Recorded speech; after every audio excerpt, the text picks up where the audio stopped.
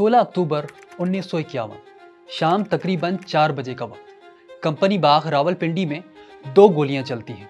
कायदे मिल्लत कुछ ही देर में शहीद मिल्लत बन जाते हैं। एक लम्हा जिसने मुल्क के हालात भी बदल दिए और मुस्तकबिल भी। पाकिस्तान की क़यादत सियासी रहनुमाओं के हाथों से निकलती चली गई। पहले दफ्तरशाही के खूनी पंजों में गई और फिर आमरों के आहिनी शिकंजे में। अवाम को कायद का पाकिस्तान फिर कभी देखने को नहीं मिला। लियाकत अली खान का कत्ल पाकिस्तान की सियासी तारीख का पहला हाई प्रोफाइल कत्ल था, लेकिन आखिरी हरगिज़ नहीं। आज 72 साल बाद भी पाकिस्तान की सियासत खून से रंगीन है। आए आपको पाकिस्तान की तारीख की ऐसी हाई प्रोफाइल पॉलिटिकल शख्सियात के बारे में बताएं जो कत्ल हुई। तो रफ्तार को फॉलो, सब्सक्राइब और लाइक ज़रूर करें, क्योंकि हम पाकिस्तान की सियासी तारीख पर और भी मज़ीद वीडियोज़ बनाएंगे।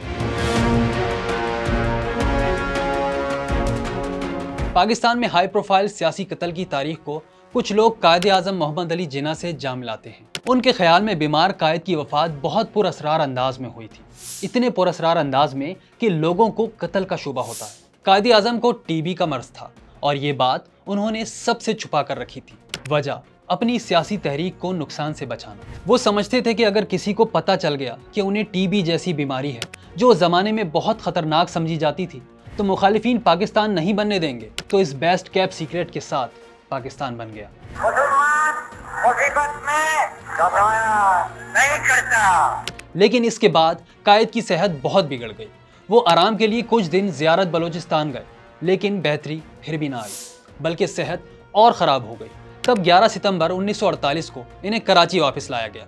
यहाँ मारीपुर एयरबेस से एक फ़ौजी एम्बुलेंस से इन्हें गवर्नर जनरल हाउस लाया जा रहा था, लेकिन गाड़ी रास्ते में ही ख़राब हो गई। जब तक दूसरी एम्बुलेंस आती तब तक बहुत देर हो गई थी। कायद की तबीयत इतनी बिगड़ गई कि उस रात उनका इंतकाल हो गया। यूं पाकिस्तान 1 साल बाद ही यतीम हो गया। बज़ाहिर तो ये तबई मौत थी, लेकिन जिस तरह के इंतजाम किए गए थे, बहुत से हलकों को इसमें भी कत्ल की साजिश नजर आती है। बहरहाल उसके बाद पाकिस्तान में हाई प्रोफाइल सियासी कत्ल की तारीख का बाकायदा आगाज होता है और पहला निशाना बनते हैं वजीर आज़म लियाकत अली खान। ये 16 अक्टूबर 1951 की शाम थी। रावलपिंडी के कंपनी बाग में हजारों लोग मौजूद थे। लियाकत अली खान की तकरीर शुरू हुई। अभी उनकी जबान से 2 अल्फाज ही अदा किए गए थे कि पहली सबसे 2 गोलियां चल गई। अकबर खान नामी एक अगवान ने अपने पिस्टल से कायदे मिल्लत पर सीधे फायर कर दिए थे। इस हमले में ना लियाकत अली खान जिंदा बचे और ना अकबर खान। लेकिन अकबर खान ने ऐसा क्यों किया, इसकी तहकीकात शुरू हुई। जिस तरह एक झूठ छुपाने के लिए कई झूठ बोलने पड़ते हैं, इसी तरह शायद एक कत्ल छुपाने के लिए भी कई कत्ल करने पड़ते होंगे। लियाकत अली खान कत्ल केस में भी लगता है ऐसा ही हुआ। मामले की तहकीकात कर रहे थे आईजी नवाबजादा एतजाजुद्दीन। तहकीकात मुकम्मल हुई। वो अहम डॉक्यूमेंट्स लेकर दारुल हुकूमत कराची आ रहे थे कि जेहलम के करीब उनका जहाज गिर कर तबाह हो गया। अहम शख्सियात और कागजात सब जल कर राख हो गए। यूं लियाकत अली खान के कत्ल ने पाकिस्तान को ऐसे बहरान में डाल दिया कि आज पौन सदी बाद भी मुल्क निकलता हुआ नजर नहीं आता। इस कत्ल के बाद मुल्क में हाई प्रोफाइल असैसिनेशन का सिलसिला ही चल पड़ा। कई वजीर आजम भी अपनी जान से गए।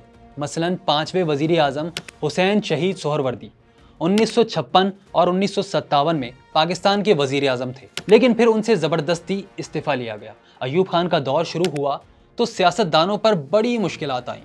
तब दूसरे बहुत से रहनुमाओं की तरह हुसैन शहीद को भी जेल में डाल दिया गया। उन पर भी पाबंदियां लगी, यहाँ तक कि वो मुल्क से बाहर चले गए। कहा जाता है कि उन्हें जबरन बाहर भेजा गया था और फिर 5 दिसंबर 1963 को बैरूत लबनान में वो अपने होटल में मुर्दा पाए गए। मौत की वजह वैसे तो हार्ट अटैक कही जाती है, मगर उनकी बेटी बेगम अख्तर सुलेमान के मुताबिक हुसैन शहीद की मौत तबई नहीं थी, बल्कि उन्हें मरवाया गया था। ये वो दौर था जिसमें अयूब खान का मुकाबला बल्कि सामना करना भी मुश्किल था। तब मुल्क को जरूरत थी ऐसी शख्सियत की जिसमें इतना अज़म और हौसला हो, और ये फातिमा जिन्ना के अलावा कोई और हो नहीं सकता था। कायदे आज़म की बहन और तहरीक पाकिस्तान की अहम रहनुमा, जिन्होंने भाई की मौत के बाद बहुत कुछ बदलते देखा। फातिमा जिन्ना ने बड़ी मुखालफतों का सामना किया, गद्दार के इल्ज़ामात तक बर्दाश्त किए। उनकी किताबें सेंसर हुईं, उन्हें रेडियो पर बात करने से रोका जाता, लेकिन वो पीछे नहीं हटी। ये ऐसा दौर था जिसे पाकिस्तान की तारीख का डार्क चैप्टर कहना चाहिए। तब फातिमा जिन्ना ने आमिर जनरल अयूब खान के खिलाफ इलेक्शन लड़ने का फैसला किया। मुल्क में हर तरफ एक ही नाम था, फातिमा फातिमा। लेकिन हैरानकुन तौर पर वो अयूब से हार गई। इसके बाद तो फातिमा जिन्ना की जिंदगी अजाब कर दी गई। कभी उनके घर का पानी बंद कर दिया जाता तो कभी छापे मारे जाते।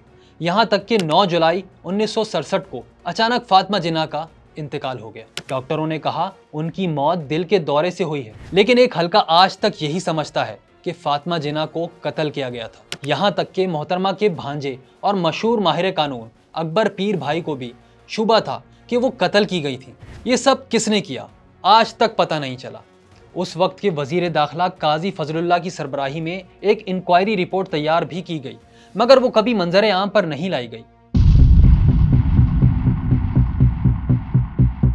पाकिस्तान का अगला हाई प्रोफाइल सियासी कत्ल था एक और वजीर आजम जुल्फिकार अली भुट्टो का। वैसे खुद भुट्टो के दौर में भी बड़े सियासी कत्ल हुए थे, बल्कि ये कहना बेहतर होगा कि तब ये काम बहुत ही सिस्टमैटिक अंदाज में हुआ। डेरा गाजी खान से जमात इस्लामी के रुकने असम्बली डॉक्टर नज़ीर अहमद कत्ल कर दिए जाते हैं।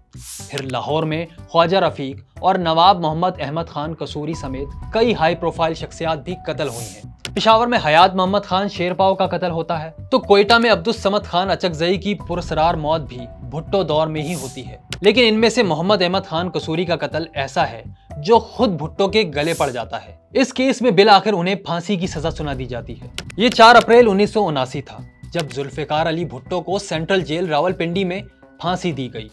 दुनिया आज भी इसे एक अदालती कत्ल करार देती है, जिसके जरिए एक आमिर ने मुल्क के सबसे बड़े सियासी रहनुमा को अपने रास्ते से हटा दिया। जियाउल हक के दौर में और भी कई अहम हाई प्रोफाइल अमवात हुई।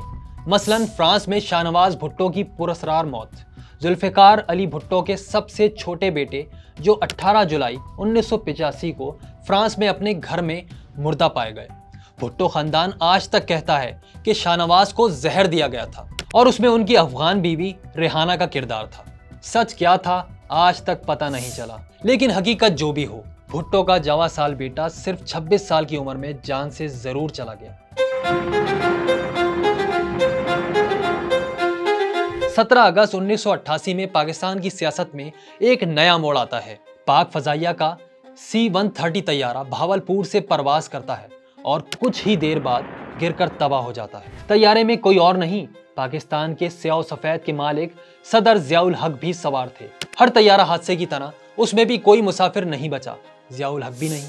कई हल्के इसे भी साजिश करार देते हैं और कहते हैं कि ये हादसा नहीं बल्कि जियाउल हक भी कत्ल किए गए हैं। जियाउल हक के बाद मुल्क में जमहूरी दौर का आगाज होता है। लग रहा था कि अब भुट्टो खानदान और एस्टेब्लिशमेंट की लड़ाई खत्म हो जाएगी, लेकिन भुट्टो खानदान की मुश्किलात अभी बाकी थी। भुट्टो के छोटे बेटे ने फ्रांस में जान दी, लेकिन बड़े की आखिरी सांसें कराची में लिखी थी, वो भी जिया के दौर में नहीं बल्कि खुद अपनी बहन बेनजीर की हुकूमत में। मुर्तजा ने अपने वालिद की फांसी के बाद एक मज़ामती तंजीम बनाई थी, नाम था अल जुल्फिकार।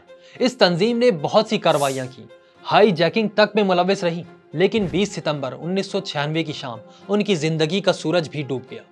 अपने ही घर के सामने अपनी ही बहन की हुकूमत में मुर्तजा भुट्टो एक पुलिस मुकाबले में मार दिए जाते हैं। ये वाकया गलतफहमी की वजह से पेश आया या ये एक प्री प्लान्ड मर्डर था, इस बारे में कुछ नहीं कहा जा सकता, लेकिन इस वाकये ने पाकिस्तान को हिला कर रख दिया।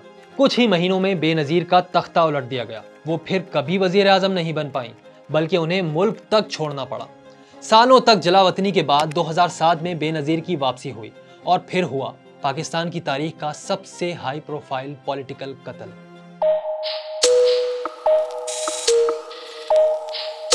ये कैसे हुआ?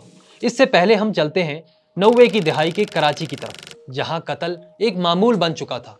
यहाँ पहला हाई प्रोफाइल सियासी कत्ल हुआ महाजिर कौमी मूवमेंट के चेयरमैन अजीम अहमद तारिक का, तंजीम के बानी अरकान में से एक और मोतदिल मिजाज रहनुमा, जो 92 ऑपरेशन के बाद अंडरग्राउंड चले गए थे, लेकिन फिर अचानक मंजर आम पर आए और ऐलान कर दिया कि मैं कराची को खून खराबे से बचाने आया हूँ। गोली और गाली की सियासत को भी खैर बात कह दिया, जो अल्ताफ हुसैन के फलसफे से बिल्कुल अलग बात थी, और अलग बात करने का नतीजा कुछ ही अरसे में सामने आ गया। 1 मई 1993 को अजीम अहमद तारिक अपने ससुराल में ठहरे हुए थे, जब आधी रात को चंद नामालूम अफराद घर में दाखिल हुए और क्लाशिनकोफ के ब्रस्ट मारकर इन्हें कत्ल कर दिया।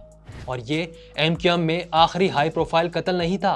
अजीम अहमद तारिक के एक और साथी इमरान फारूक के साथ भी यही हुआ, लेकिन 17 साल बाद और कराची से हजारों किलोमीटर दूर लंदन में। ये दिन था 16 सितंबर 2010 का। इमरान फारूक काम के बाद घर वापस आ रहे थे जब चंद नामालूम अफराद ने उन पर खंजरों से वार किए और कत्ल कर दिया। डॉक्टर इमरान फारूक के अल्ताफ हुसैन के साथ ताल्लुकात अच्छे नहीं थे, यहाँ तक कि उन्हें 3 मरतबा पार्टी से भी निकाला गया था। इमरान फारूक ने तो सियासत ही छोड़ने का ऐलान कर दिया था, लेकिन फिर एक रोज अचानक इन्हें कत्ल कर दिया जाता है। पाकिस्तान की हिस्ट्री में ये मर्डर जरा मुख्तलिफ था, क्योंकि लंदन में हुआ था, इसलिए इमरान फारूक के कातिल कुछ ही दिन बाद गिरफ्तार हो जाते हैं और 10 साल बाद उन्हें उम्र कैद की सजा सुना दी जाती है। गालिबन ये किसी भी पाकिस्तानी सियासी रहनुमा के कत्ल का वाहिद वाकया होगा जो अपने मंतकी अंजाम तक पहुंचा। हाँ, मगर ये वाहिद कत्ल नहीं था जिसका इल्जाम MKM पर लगा। इमरान फारूक से कहीं पहले 1998 में भी एक बड़ी शख्सियत की कत्ल का इल्जाम भी MKM पर ही लगता है। ये थे मारूफ समाजी रहनुमा और साबिक गवर्नर सिंध हकीम मोहम्मद सईद, जिन्हें 17 अक्टूबर 1998 को उनके दवाखाने के सामने कत्ल कर दिया जाता है। हकीम सईद की उम्र उस वक्त 78 साल थी। वो मामूल के मुताबिक बाद नमाज फजर आराम बाग कराची में अपने दवाखाने पहुंचते हैं और वहीं पर चंद गाड़ियों में सवार दहशतगर्द उन पर फायर खोल देते हैं। तमाम उम्र लोगों में जिंदगी बांटने वाले हकीम सईद बेदर्दी से मौत के घाट उतार दिए गए। ये इतना बड़ा वाकया था कि कुछ ही दिनों में सिंध हुकूमत का खात्मा हो जाता है और सिंध में गवर्नर राज लगा दिया जाता है। पुलिस और खुफिया इदारों के मुताबिक ये कत्ल MKM से ताल्लुक रखने वाले कातिलों ने किया, लेकिन अल्ताफ हुसैन और MKM हमेशा इसकी तरदीद करती रही। यहाँ तक कि सालों बाद 2014 में तमाम मुल्जिमान बरी हो जाते हैं। पाकिस्तान में सियासी कत्ल की तारीख में एक बड़ा वाकया पेश आता है 6 अक्टूबर 2003 को। इस मर्तबा निशाना थे कलादम सिपा साहबा के सरबरा आजम तारिक, जिनका कत्ल कराची जैसे लॉलेस सिटी में नहीं बल्कि इस्लामाबाद में होता है, वो भी दिन दिहाड़े।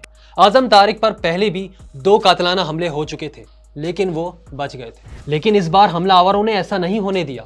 इस्लामाबाद शहर में दाखिल होते ही उनकी गाड़ी को रोका गया और 3 हमलावरों ने अंधाधुंध फायरिंग शुरू कर दी। सिर्फ आजम तारिक को 43 गोलियां लगी। वो और गाड़ी में उनके 4 साथी भी मौके पर ही चल बसे। मुशर्रफ दौर ही में एक ऐसा कत्ल भी हुआ जिसने पाकिस्तान को हिला दिया। वो था बलूचिस्तान के साबिक गवर्नर अकबर बुगटी का। ये परवेज मुशर्रफ की आमरीत का दौर था। मुल्क में हालात वैसे ही बहुत खराब थे। तब अकबर बुगटी ने कौम परस्त सरदारों के साथ मिलकर सूबाई खुद मुख्तारी का मुतालबा कर दिया। बात बढ़ती गई, कुछ वाकयात ने भी जलती पर तेल का काम किया। मुज़ाकरात की कोशिशें भी हुई, लेकिन नाकाम साबित हुई। यहाँ तक कि अकबर बुगटी पहाड़ों में रूपोश हो गए। 26 अगस्त 2006 को पाक फौज कार्रवाई करती है, जिसमें अकबर बुगटी अपने साथियों के साथ मारे गए। इस कत्ल से बलूचिस्तान में वो आग लगी कि आज तक पूरा सूबा ही नहीं पाकिस्तान भी जल रहा है। और इस दौरान पाकिस्तान की तारीख का सबसे बड़ा सियासी कत्ल होता है बेनजीर भुट्टो का। बेनजीर अपने ही दौर में मुर्तजा भुट्टो के कत्ल और फिर हुकूमत के खात्मे के बाद मुल्क छोड़ चुकी थी। यहाँ तक कि 2007 में NRO के तहत वापस आई। ये दिन था 18 अक्टूबर 2007 का, एक खुशी का दिन जो गम की शाम में बदल गया, जब इस्तिकबाल के लिए आने वाले कारवां में जबरदस्त धमाका हुआ। बेनजीर तो बच गई, लेकिन 150 से ज्यादा लोग मारे गए। तकरीबन 2.5 महीने बाद रावलपिंडी के लियाकत बाग में एक जलसा हुआ। वही लियाकत बाग जहां 56 साल पहले लियाकत अली खान पर गोली चली थी। वहीं एक नामालूम शख्स ने बेनजीर पर भी फायरिंग कर दी। यहाँ तक कि उनकी गाड़ी के करीब एक खुदकुश धमाका भी हो गया। बेनजीर भुट्टो बुरी तरह जख्मी हुई और अस्पताल पहुंचकर दम तोड़ गई। उनके कत्ल की मंसूबाबंदी का इल्जाम कलादम तहरीक तालिबान के सरबरा बैतुल्ला महसूद और अलकायदा के रहनुमा ऐमन अज़-ज़वाहिरी पर लगाया गया। मगर बहुत से लोग दूसरी जानिब भी इशारा करते हैं। इसके बाद वो हंगामा और इंतशार फैला कि मुल्क कई दिन तक जलता रहा। पंजाब के गवर्नर सलमान तासीर के कत्ल ने भी मुल्क में बहुत इंतशार पैदा किया। उन्होंने तौहीन रिसालत के कानून को काला कानून करार दिया था, जिसके रद्द अमल में 4 जनवरी 2011 को सलमान तासीर के अपने ही मुहाफिज मुमताज कादरी ने उन्हें कत्ल कर दिया। कुछ वाकयात तो ऐसे भी पेश आए जिनमें पूरी सियासी क़यादत खत्म हो गई। मसलन कराची का साने नश्तर पार्क,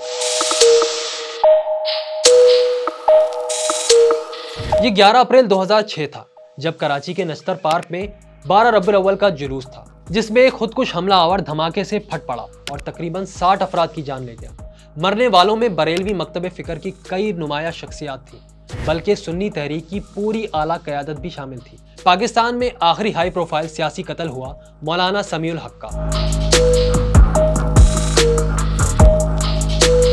जमीयत उलमा इस्लाम के सरबरा और मशहूर मदरसे अकोड़ा खटक के सरपरस्त मौलाना समीउल हक को इस्लामाबाद में उनके घर में किसी नामालूम शख्स ने कत्ल किया था। उस वक्त उनका बॉडीगार्ड और ड्राइवर दोनों घर पर मौजूद नहीं थे। मौलाना अकेले थे। कोई घर में दाखिल हुआ, पहले छुरियों के वार करके जख्मी किया और फिर गोली मार दी। ये है पाकिस्तान की खूनी सियासी तारीख, जिसमें और भी कई सियासी रहनुमाओं पर कातिलाना हमले हुए। मसलन मौलाना मौदूदी पर अक्टूबर 1963 में कातिलाना हमला हुआ, वो बाल बाल बचे। फिर परवेज मुशर्रफ पर कई कातिलाना हमले हुए, बल्कि सबसे ज्यादा अटेम्प्ट्स उन्हीं के खिलाफ हुए होंगे, लेकिन वो सब में बच गए। फिर साबिक वजीर आजम शौकत अजीज और इमरान खान भी कातिलाना हमले की जद में आए, लेकिन उनकी जिंदगी भी बाकी है। इमरान खान पर कातिलाना हमला पाकिस्तान में किसी हाई प्रोफाइल शख्सियत पर आखिरी बड़ा हमला था, जो 3 नवंबर 2022 को हुआ। तब इमरान खान हकीकी आज़ादी मार्च की क़यादत कर रहे थे, जो इस्लामाबाद की तरफ रवा दवा था। वजीराबाद में इमरान खान की तकरीर जारी थी कि अचानक एक सिम से फायरिंग हो गई।